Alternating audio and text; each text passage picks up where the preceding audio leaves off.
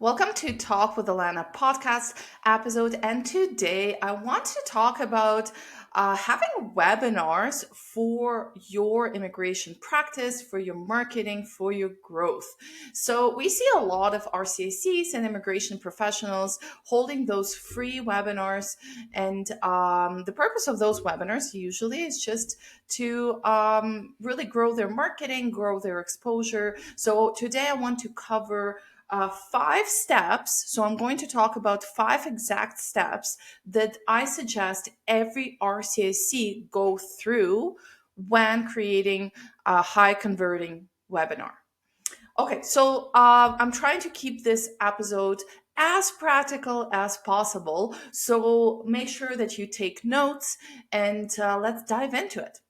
Okay, so when you are thinking that webinar may be a good idea for your marketing, the step number one that I want you to really think about is the whole goal of your webinar. What is the goal of the webinar? The goal is to gain visibility, or the goal is to convert the visibility that you already have into paid consultations.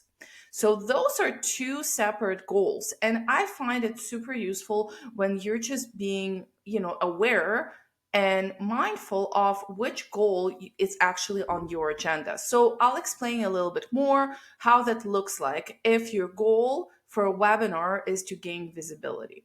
So if you're someone that might not have a huge exposure to potential clients, potential audience, right, that would consume your content, that maybe having a webinar can be a great tool for having that visibility. So how that usually people who would define visibility as their priority, how they would do it.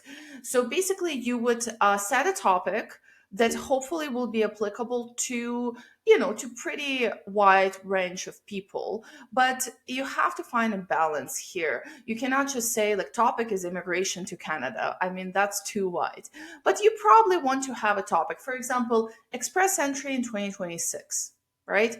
That's a good topic because it's clear that you're going to be talking about express entry and your insights and your opinion of how express entry is going to look like in 2026. So that's a pretty wide topic, but also directed in a particular niche. So you pick your topic, and if your goal is visibility, then essentially what you will do, you will create and set up a webinar. So you can use platforms like Zoom or Webinar Jam. There's no shortage of platforms out there, and you create a webinar link. And if your goal is visibility, then what you will do, you will start approaching different maybe your colleagues, organizations, stakeholders, people just that have audiences, and asking them essentially to share the link for your free webinar. So this is how you do a webinar for visibility. So I'll give you an example that couple years ago, Ukrainian program was opened up. I did not really have like a crazy visibility into Ukrainian community because we don't really like niche in Ukrainian community, but there was a very good program that was opened up, and I of course wanted visibility into that niche, specific Ukrainian niche. So what I did, I created an event. It was actually in-person event, and then I started reaching out to every person I knew that has any sort of following, any group on Facebook that I knew, their administrators, the nonprofit Ukrainian organizations. And I was saying like, look, it's a completely free event. Like, I'm not pitching there. I'm not selling my services. I'm just having this event for the purposes of educating Ukrainian nationals on this particular program. And this is very important, that if you're doing event for visibility particularly, then it's important that you don't pitch, you don't sell your services, because then the people, organizations that recommended your event would feel weird about it. If nobody wants to recommend to their audience sales event, right? So you really need to make that event really, really like nonprofit kind of basis, really educational and really good. Because your goal here is not to sell consultations, it's not to sell cases. Your goal here is actually become visible, get those people hopefully on your mailing list, get those people to maybe follow you on social media, spread out your credit card, or not credit cards, don't do that, business cards. So the goal here is visibility. Now, that is one way to do things, but more often than not, in a very common way and more commonly, what we see is when webinars are actually used for conversion.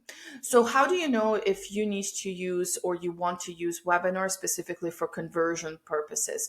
Is when you already have certain audience, so whether it's social media following or any sort of platform that you go onto and say, hey guys, I'm hosting webinar. It's free, come join. And you will get pretty solid registrations. So if you're able to get pretty solid number of registrations for your free webinar, and that means that probably you have enough of audience that you get together during your webinar or live event, nurture them, share your knowledge, benefit them, and then offer them to book a consultation with you if anybody needs that, right? So the purpose of that webinar would be actually converting your audience, so the eyes that you already have on you, regardless whether you host a webinar or not, you already have eyes on you. And if you host a webinar, then the purpose of that nurturing activity is to take all of those eyes on you and essentially funnel them towards consultation and hopefully retainer agreement. So those two are very different ways how you can approach webinar. And what's important here is that you, from very beginning, you understand your goal. So once again, I'm going to repeat, if your goal is to gain visibility, then your goal is to create absolutely no pitching event to really, really benefit those new eyes that you're going to reach during your webinar. And then, but you will have to work hard on getting registrations in through typically collaborations with people organizations, groups who already have that audience that you're seeking. Or alternatively, if you already have eyes on you, so let's say you're already active on I don't know, TikTok, LinkedIn, whatever it is, and you already have that audience, then but you're like, okay, like I really would love to have more cases, or have maybe pivot your case types and have different type of cases. Then you have all of those people that following you, or maybe all of those people, I don't know, in the group, Facebook group in your community, and you take all of those eyes and you offering them to attend your free event with the purpose of then offering them to book a one-on-one appointment with you. So those are two different things, and you have to be very clear when you're setting up webinar which bucket you fall under. So that was step number one, which was very important. Now, step number two, I'm just looking at some notes here. Step number two is very simple. I would suggest you setting target number of registrations. So it becomes a game when you set a target number of registrations. So somebody who's hosting their webinar for the first time and they don't have like crazy audience, but some audience, usually you can probably expect anywhere between 20 to 50 registrations. And then if you have a bigger audience, then you can expect 100 plus registrations. I think the biggest webinar I held on my own without collaborating with anyone, I've had 1,000. So my target was 1,000 registrations, and that's exactly what I got. I reached my target. Actually, I think it was like 970 or something, but whatever. I feel like I reached my target, 1,000 registrations. So that was my solo event, without any other RCICs RCICs involved. Now we're hosting actually right now 3-day immigration summit. And during that event, recently we had, I haven't checked today, but I think the last numbers I had 1,600 registrations.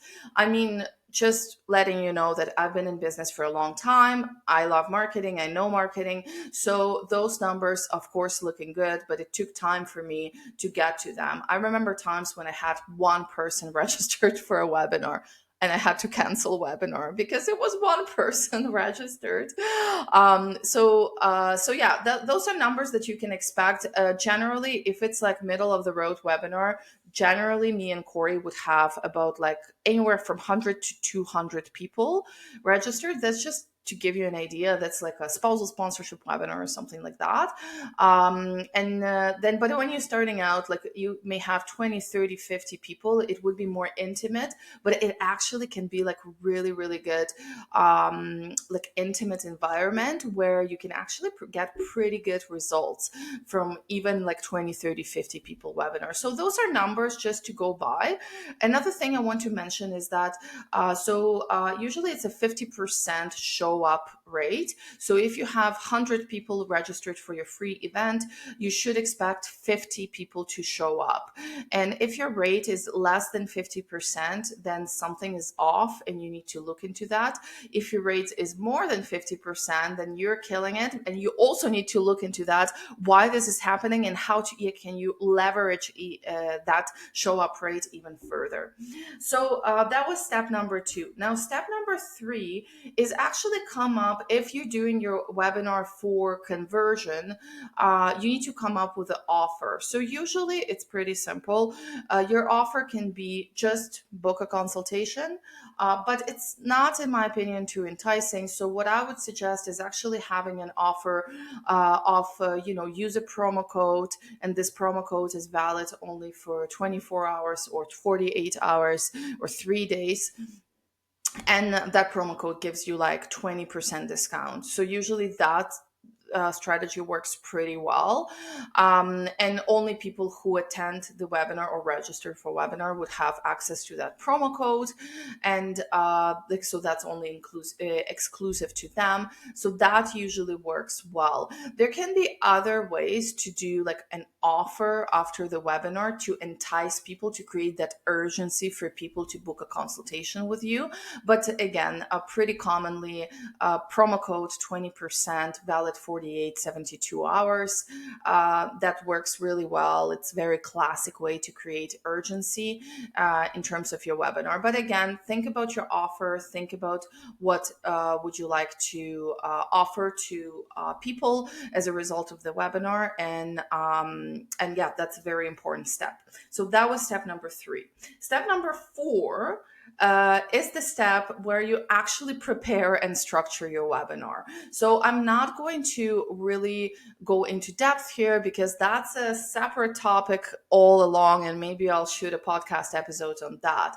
But the main components of the structure of your webinar should be, number 1, you should always start your presentation about talking about yourself and your story. Most of us have stories behind our work, how we immigrated to Canada, or maybe how you started your business. If you are born in Canada, then maybe how you came to this business, and talking about yourself and your story, and a little bit about personal facts. I don't know, putting a picture of your pet there, and having a little bit of that personal touch is very important to start with. There were multiple pieces of research that say that starting with your story, with getting people to trust you, to relate you, to get them to know you, truly to know you a little bit better, your personality, it's really important. So, and it actually increases the results of the webinar. So that's the first one, what you should structure your webinar like as, right?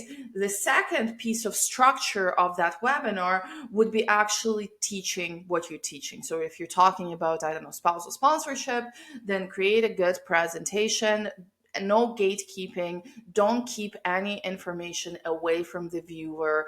I really, really don't believe that gatekeeping information leads to higher results, because that's absolutely not true. Actually, the opposite is true. The more you tell them, the more value you provide for free, the more they will want to buy from you. And again, there are multiple pieces of marketing research that says that the more you share, the more you give in life, the more you receive. So I want you to come from a very genuine point and very genuine place of truly helping people. And if they don't buy, then you will still feel so good about yourself that you helped those 20, 30, 100 people that attended your webinar for free, and that you actually changed somebody's life within that 1 hour of webinar. So teaching and no gatekeeping is very important. And then the third point of the webinar is the one that everybody hates. I mean, the speakers, RCICs, they hate the third structured element of the webinar, and that is actually telling them to what you offer. So you don't need to be salesy, you don't need to really like try to sell on the webinar, but you want to think about the person on the other side and how much they would benefit by booking one-on-one appointment, and how great it is that you are actually offering them a discounted price. We've had people telling us that thank you so much for running this promotion, because it allows me to save a bit of money and still get your advice. And the people were literally thanking us when they booked appointment with a promo code during our webinar, because they were feeling like it's a great opportunity. Now, the trick here is not to do uh, those promo codes and promotions too often, because then your audience really doesn't like it. But if you do it only during your webinars on, once a quarter or something like that, then people will really appreciate it. So the third structured moment of your like actual session is to tell them that, like, look, starting right now, for the next 24 or 72 or 48 hours, so don't make it more than 3 days. So it's usually like either 24 hours, 2 days, or 3 days, no more than 3 days.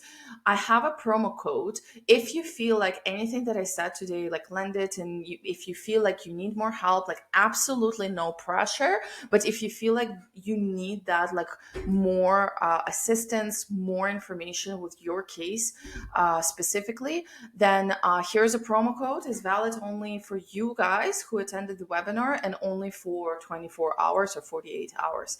Yeah, like, practice it maybe before, and find a way that it for you will sound genuine, and for you it would not sound like gross. So I would really practice it before, just to deliver that message of book a consultation with the promo code within, 24, 48 hours. The way that it just really feels aligned with you, and you feel like you're truly giving people that opportunity, and that you're benefiting. By the end of the day, like, we're here to help people, right? And we're not the sale should not come from the place of, I feel bad that I take money from this. The sale comes from the place is that I would be happy to do it for free. Honestly, like, if I was doing my job for free, like, I would be absolutely happy to do it. Unfortunately, we live in capitalist world, so we cannot afford to do that for free. But it should come from the place that you want to serve first, and then money is just kind of like a byproduct of that. Okay, so just to recap, that step number 4 is actually preparing and structuring your webinar. And the main pieces of webinar structure is telling your story. So where you're coming from, what's your journey, what's your story, why you're practicing, any like specific details about maybe your professional life or personal life. Number 2 is teaching actually what you're there to teach without any gatekeeping.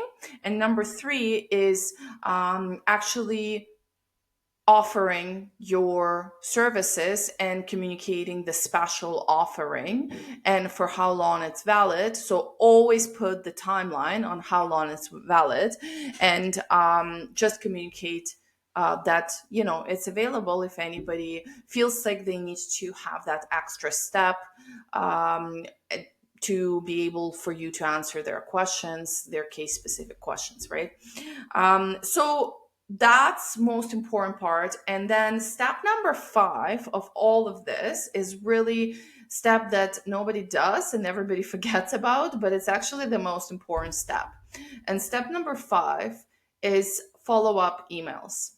So here's the thing: during the webinar, at the end, or during the, you can do it in the beginning, you can do it throughout the whole webinar, you're saying to people that only for registrants you have this promo code, and that you normally never do it because it's the first. If it's the first time you're doing it, you can say that it's the first time I'm actually offering this. I normally don't offer the discounts. It's only for people who are registered for a webinar. So you're saying that. And then so some people would book during the webinar, right? But then after the webinar is over, what I would suggest is actually sending them a series of emails. And what we want to do, we always want to over deliver. So the first email after webinar, what you can send is a replay, right? Because everybody needs a replay. Not everybody could make it and watch your webinar. So you're sending a replay, but also in the same email, you want to communicate your offer. So basically that, use the word, whatever, webinar, if you want this discount, and always say that it's going to expire at set deadline, so 24, 48 hours, or whatever it is, right? So that's a first email. Then the second email, you may want to send something that is actually over delivering. So let's just say if your webinar was about, let's say, express entry, right? And you did the whole session about express entry, you send them a replay. Then the second email, you may want to send them like, hey, a lot of people during webinar were asking me how employment letter should look like. Here's a template or example of employment letter for express entry. Here's how it should look like. So many people get refused because of that. So I want you guys, because you attended the webinar or registered to have this. By the way, the promo code for the consultation expires tomorrow. So if you feel like you have questions, here's the, it expires tomorrow. Here's a promo code. Here's a link to book a consultation. So you're over delivering, you're still giving value. So that allows you to feel better about it, right? And not to salesy, not to pitchy, right? But you're still able to to communicate them your offer. And then the last couple of emails, so 2-3 emails extra, you want to just, especially the last day, so let's say if it expires I don't know, on Friday, your promo code expires on Friday, then you want to send them, like, I would say 2 emails, just saying that it's a courtesy reminder. Like, if you're not in a position to book a consultation, I totally get it. No pressure, just disregard, ignore this email. But if you were thinking of booking consultation, this promo code will expire in 6 hours. So, so people like really, so you create urgency, right? So people really remember, right? Because we have so much on our plate. Nobody reads your emails. Nobody like remembers about your consultation, about your offer, or about your webinar. Like, people don't pay really close attention to things. So it's important to remind them. And then the last email I would do, like, that's it. That's the last call. You can say like it expires at midnight, or it expires 6 p.m. and it's like 1 hour left, right? Or something like that. Of course, you can play around how you do it. This is just a suggested structure of emails. I can do the whole episode on this, on like different ways how you can structure your emails. But I would say post event to send at least 3 emails, at least, but perfectly probably 5, 6 emails, providing replay, over delivering, asking them maybe for questions, asking them, like creating the relationship, but also reminding about your offer. And the last couple of emails, just strictly like, here it is, it expires. If you were thinking, oh my gosh, look at the sun.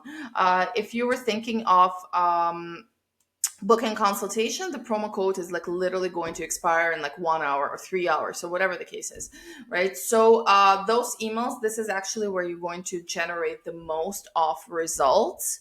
So it's very common that nobody books during webinar, nobody books consultation after the webinar, but they actually all book on the last day when the summit, or sorry, when the promo code is expiring. It's very common. And if you don't have those emails reminding them, if you don't have those emails over delivering, providing them extra value, then they're just not going to remember to do it, or be doing it. Really, be there will not be like, your results will not be that high from that webinar. So that's really what it is. That's in a nutshell how you run a webinar. So I'm going to quickly recap on like how I would suggest thinking about organizing your webinar for the highest results. So step number 1, defining the goal of the webinar.